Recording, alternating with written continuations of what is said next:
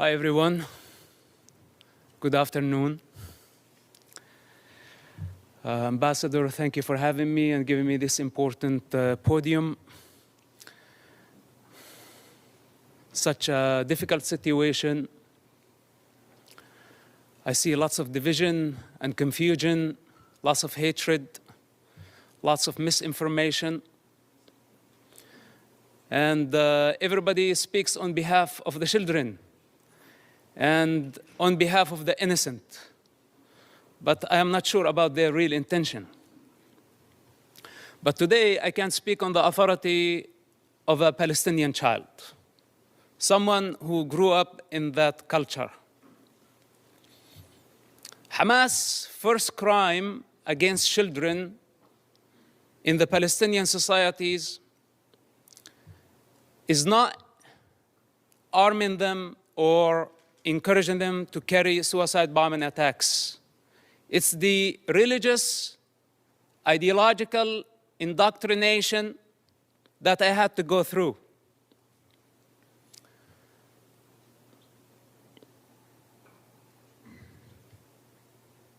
With one intention in mind: to annihilate the state of Israel. This is Hamas' primary goal. In this truth, there is no confusion. I speak as first-hand witness on Hamas and their intention. My father is one of the founders of Hamas movement. I was there when Hamas was born. I was before Hamas was born. And as I said before, I will be there after Hamas is dead.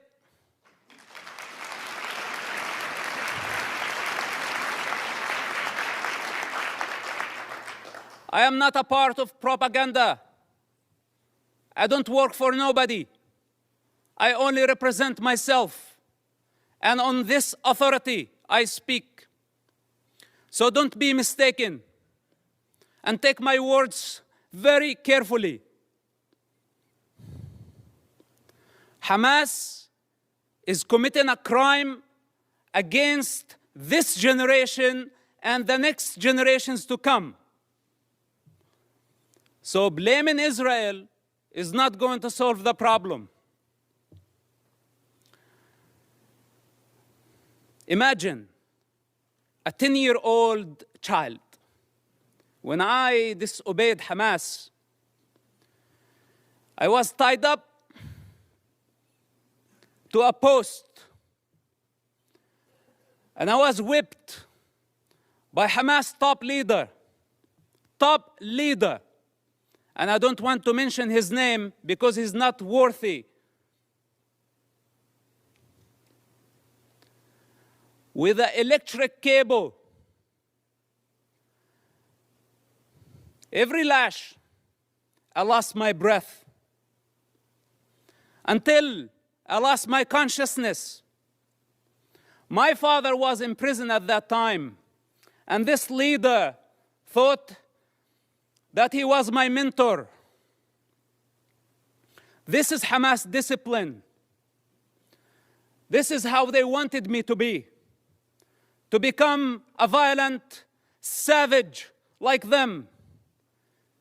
And the very basic intelligence of a child, when I felt that was not natural, it wasn't. But I had still to go to the mosque to please my mother and please my father and obey this type of monsters. I hate to talk about my personal struggle. And I hate to be in a position to be at defense. He also don't like to be at defense. Because this is what Hamas did to Israel on October 7th. They put all of us at defense. But this doesn't mean that we are not going to win the war.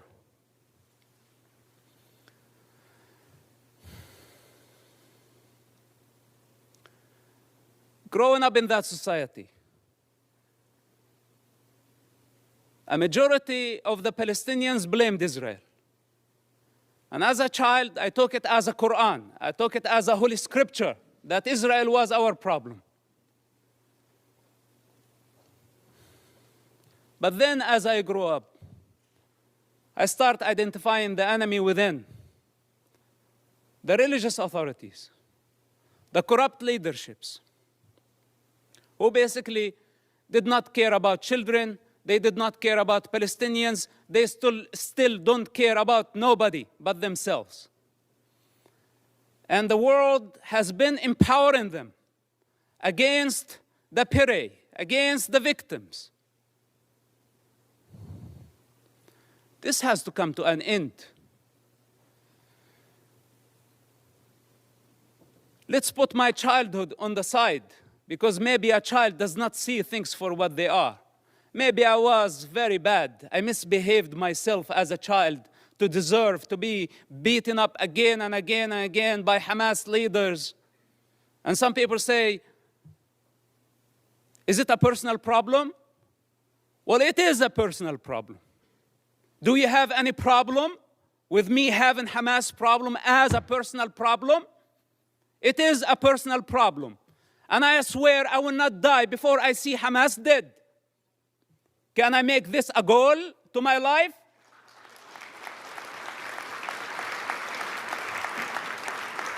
You know, unlike many of the leaders who sit here and give Hamas legitimacy by not condemning them, if the entire world stand there and say otherwise, the child witness within will always be there. And nobody can deceive that child anymore.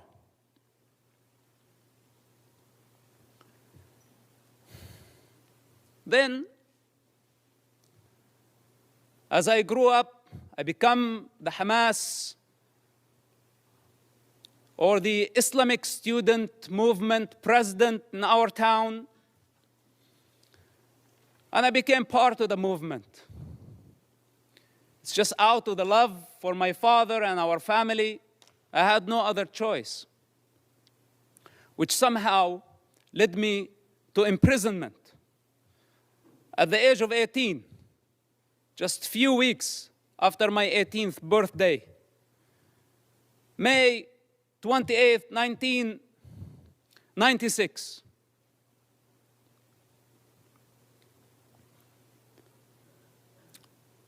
My problem was not Israel who arrested me during that experience. It was Hamas again, but this time with a lot more brutality, a lot more pain than the pain I experienced on a personal level. In prison, Hamas tortured and killed hundreds of Palestinian prisoners, Hamas members, because Hamas had suspicion that they were collaborating with the State of Israel. I spent 16 months in that first arrest among Hamas leaders. What was called Al-Majd, Hamas security wing, for those who don't know, this division of Hamas. This security wing, they brutally tortured people,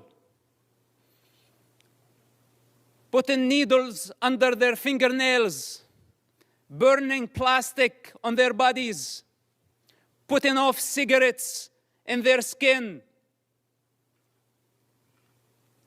The screams of hundreds of prisoners over that period of time, how could I forget?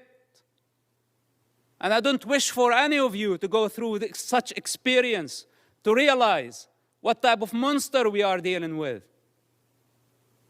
It's unfortunate that my father helped establish such an organization. And I don't mean to dishonor him. I love my father and I will always do. I'm not here to dishonor my people. I love my people.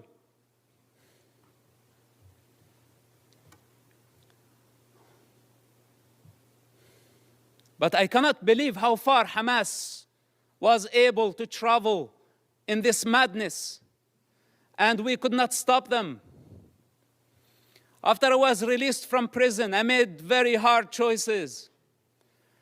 And I don't have the time to go through all my motives, but yes, I had many motives. Many motives to fight against Hamas, and I still do. And nobody can get in my way.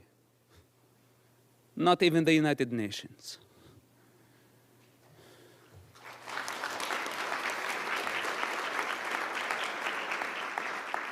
So the choices I made were against any rational mind. I ended up working together with the Israeli intelligence for 10 years.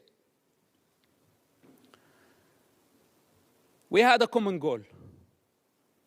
That goal was to stop suicide bombing attacks. Hamas, for those who don't know, or those who have short memory, carried many suicide bombing attacks during the 90s and the early 2000s. Dozens of suicide bombing attacks where a suicide bomber took an explosive built window inside a bus and blew himself up, killing all type of people. Not only Israelis. Americans were killed. Europeans were killed. Other nationalities, including Israeli Arabs, including Muslims. Hamas did not differentiate. Take Hotel Park, for example. On a holiday, on the most sacred Jewish holiday, a suicide bomber go into the dinner, blow himself up, kill more than 30 people. Some Holocaust survivors died in that attack. Dolphinarium, some teenagers having fun at the beach. Hamas suicide bomber killed about 18 and wounded dozens. Look up, see how many buses. It did not stop there. Hamas attacked the Hebrew University. 6 Americans were killed in that attack.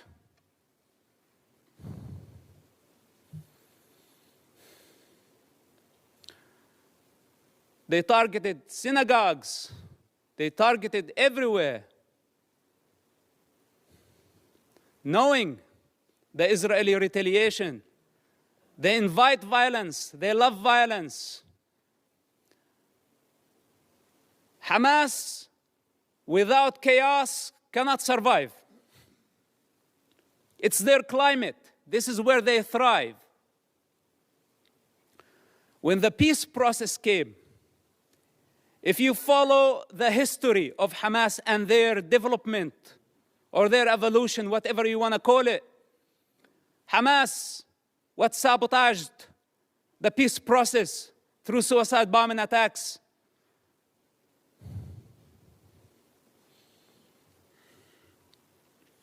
And they don't have a vision. That's the problem. Because nobody can satisfy their ambition when they are waging a holy war. We're not talking about IRA.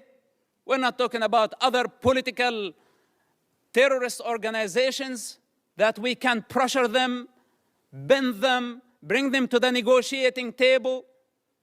We are talking about a religious group that does not believe in political borders, that wants to annihilate an entire race in order to build an Islamic state. I don't know what else can be said about this group.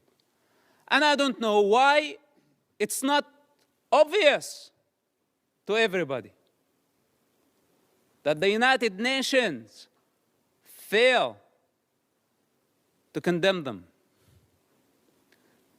Bunch of rapists. This is what they are. Lower than animal consciousness.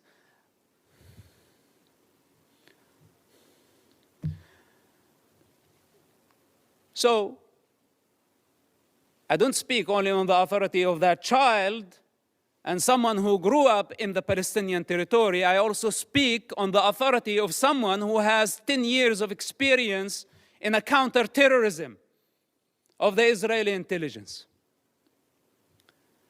It took us 8 years to capture someone by name Ibrahim Hamid, this mass murderer. 8 years he hid in a small town of Ramallah, less than 20,000 people. It took us 8 years to capture him, while he was sending suicide bombers every other day. It was a big nightmare to capture him. And you know now what they are doing? Why the hostage situation that we have in Gaza? They want him. He's on the top of the list to be released. Ibrahim Hamid, remember his name? Look him up. They want mass murderers to go back to the street.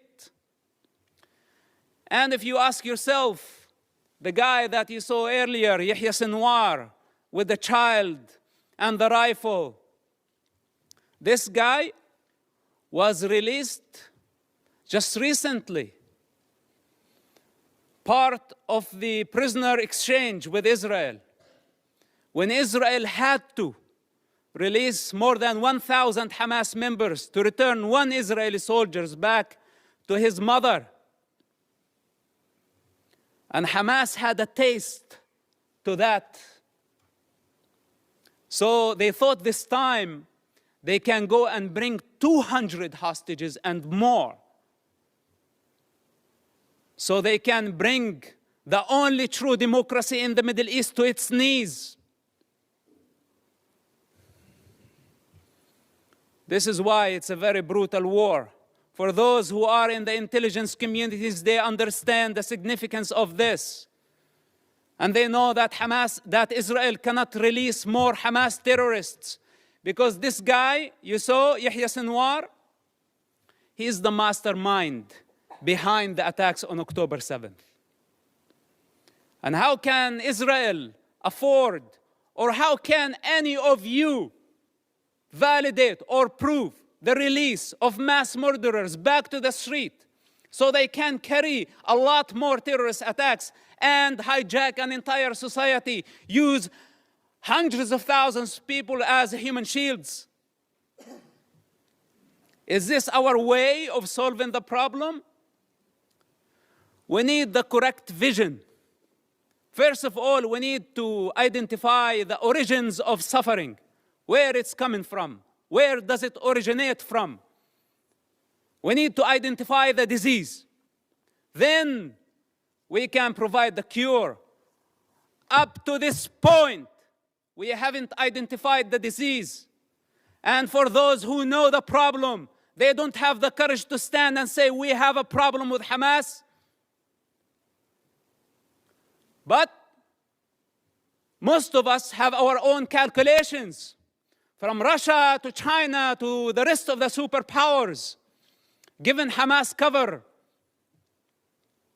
Hamas gave the attacks on October 7th as a birthday gift to Putin. For those who did not make the connection. And I don't want to go farther.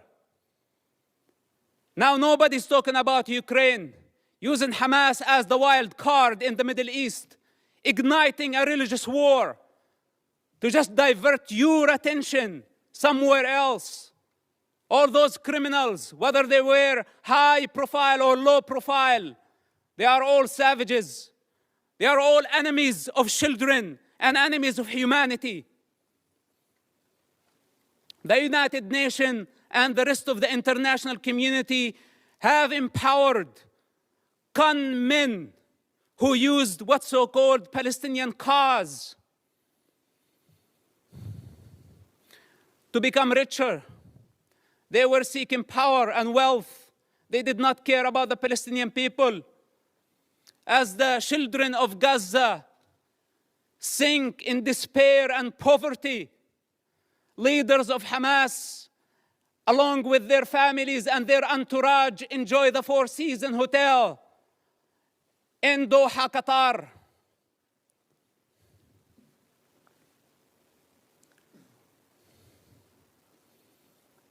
We can continue putting our head in the sand, but then we have escaped our responsibility. I can go on and on for hours, or should I say for 45, 6 years of my life. But I don't have the time. I don't have the time.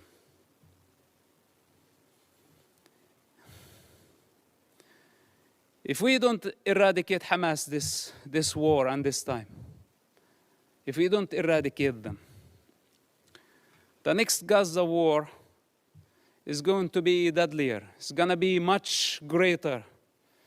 If today we are complaining about 10,000 casualties, even though I'm not sure about the numbers because it's Hamas statistics, I don't trust anything they say or anything they do.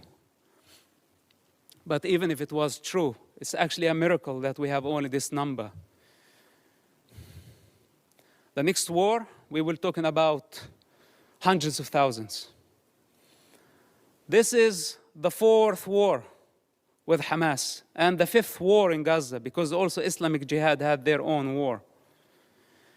If we don't eradicate Hamas and other terrorist groups in Gaza this time and give Gaza back to the people of Gaza, we will give them legitimacy. We will show them that we are afraid. And tomorrow, they will come back with vengeance. What made Hamas attack this time a lot stronger than the past wars? Because under the international pressure, we had to negotiate with them. And we had to give them legitimacy. This is what encouraged them and gave them power. You know, Qatar, for example, it's a member of the United Nations, playing the mediator, etc. They could have fooled me.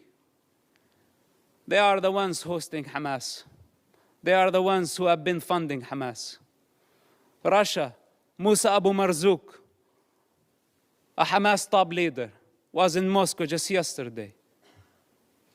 Okay, to be more accurate, a week ago. What's this? Where democracies should be united in fighting such savages. All of us saw Hamas, you call a hostage situation, but you want the true term Hamas uses for this? Booty. It's not even hostages. It's not war prisoners. All of us saw Hamas, savage, grab a teenager girl from the neck, pushing her into the unknown. That's your very freedom. That girl represents your freedom. And none of us thought about the mother of that kid and how she felt about seeing her daughter being dragged that way by a savage who wants to dominate, who sees women as a property. This is how Hamas sees women, a property, something they can own. As they want to own territory, more territory, their lust, their sexual lust, their lust for power, their lust for territory.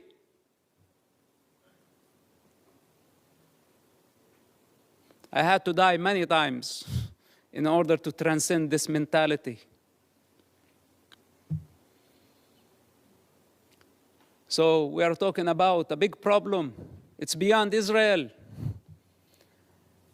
And here is the danger. And with this, I will conclude.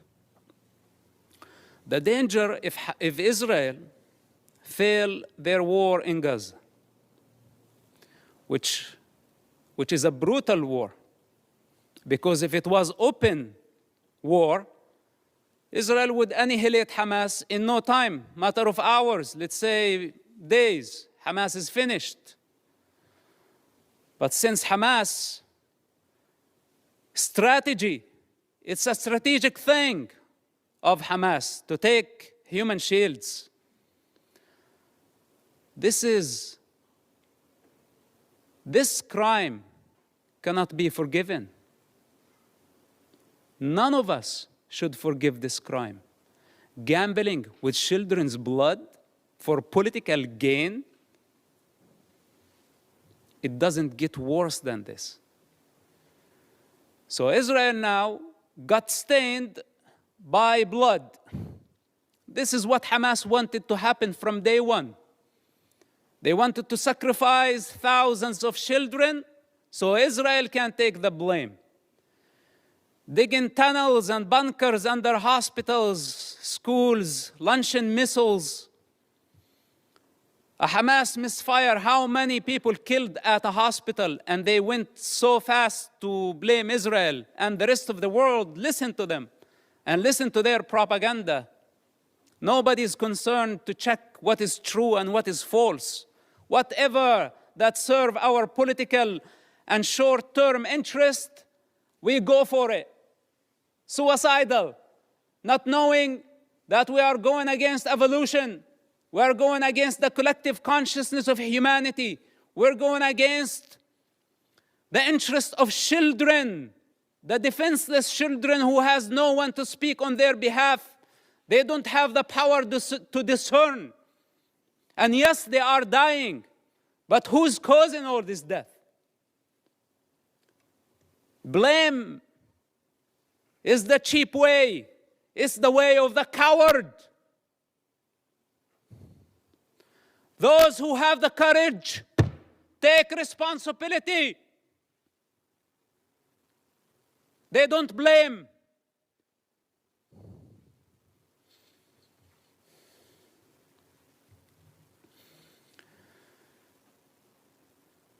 If Hamas is not defeated, if Hamas is not eradicated in Gaza, we will set the model. We will give the freedom to so many radical groups around the world, especially in Europe. Because many of ISIS have fled to Europe under civilian cover. They are sleeping cells in Europe. And there is a migrant problem in Europe. And there is an Islamic problem in Europe. And this is just a warning.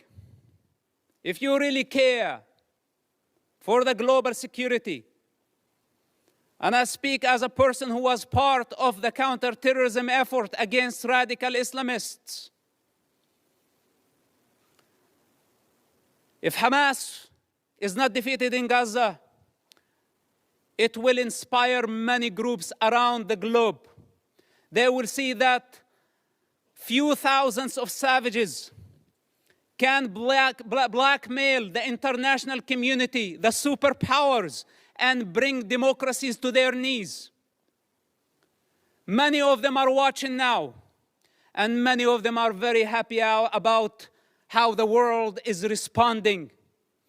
And many of them are satisfied to see the state of confusion and fear and anxiety. This is the time to get united. Because if Israel fails in Gaza, all of us, we will be next. Thank you for listening, and thank you for giving me the opportunity. May God bless all of us and protect our children, not only the Palestinian children, but also the Israeli children. Bring the hostages back to their families. And may God bring peace to this divided world. Thank you very much for listening.